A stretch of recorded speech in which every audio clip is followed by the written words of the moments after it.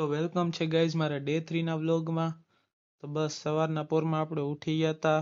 પછી આ નેચરલ બ્યુટીનો આપણે લાભ લેતા હતા, એકદમ જોઈને એકદમ ફ્રેશ થઈ ગયા એકદમ. પછી શું આપણે નાહી ધોઈને વાળ ઓળવા અને સ્પ્રે છાંટા નીકળી ગયા કોલેજ જવા. તો વચ્ચે એક સ્ટોપ હતો, એ હતું એસટી, કેમ કે મારી બેનને મારે અહીંયા ઉતારવાની હતી. એ જતી હતી પાછી જુનાગઢ ની કોલેજ ચાલુ થઈ ગઈ હતી. તો એને મેં એસટી ઉતારી દીધે અને પછી આપણે નીકળ્યા કોલેજ જવા માટે.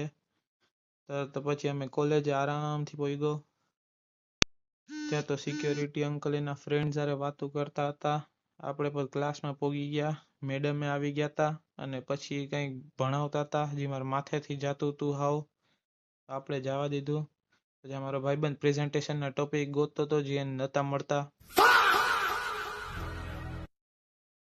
પછી ગરમીમાં અમે ઠંડી મેળવવા માટે લેબમાં વયા ગયા હતા. ત્યાં મેં એસીનો લાભ ઉપાડ્યો. પછી બધા કોરિડોરમાં ભેગા થઈ ગયા હતા, તો ગળદી થઈ ગઈ હતી સાવ.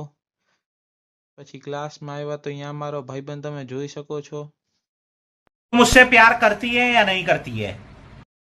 એને સાઈડમાં મૂકીને પછી સરે કંઈક ડ્રોઈંગ કર્યું હતું, તો એ મેં બુકમાં બનાવ્યું. આ મારું ડ્રોઈંગ હતું, 19-20 નો ફરક હતો. પછી બીજું ડ્રોઈંગ હતું.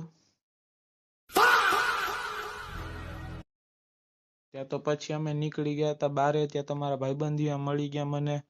વિચારતા હતા શું કરવું. मैं बाबा टिल्लू नाम मेरा बाबा टिल्लू, बीटेक फ्रॉम कानपुर. પછી અમે ફાઇનલી ગેમ રમી. ત્યાં તો ચોથા લેક્ચરનો ટાઈમ થઈ ગયો અને મેડમ આવી ગયા.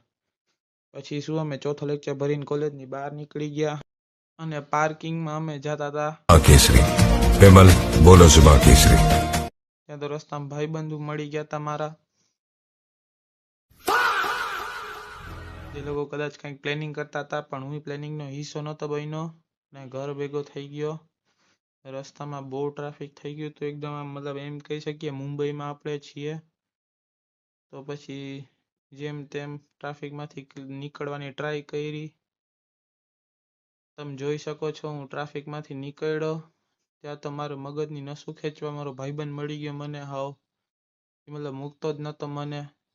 તો ગાઈઝ આ વ્લોગ મારો અહીંયા જ પૂરો થાય છે. ઉમ્મીદ કરું તમને ગમ્યો હશે. ગમ્યો હોય તો લાઈક, શેર એન્ડ કમેન્ટ જરૂર કરજો. તો મળશું નેક્સ્ટ વ્લોગમાં. ત્યાં સુધી બાય બાય.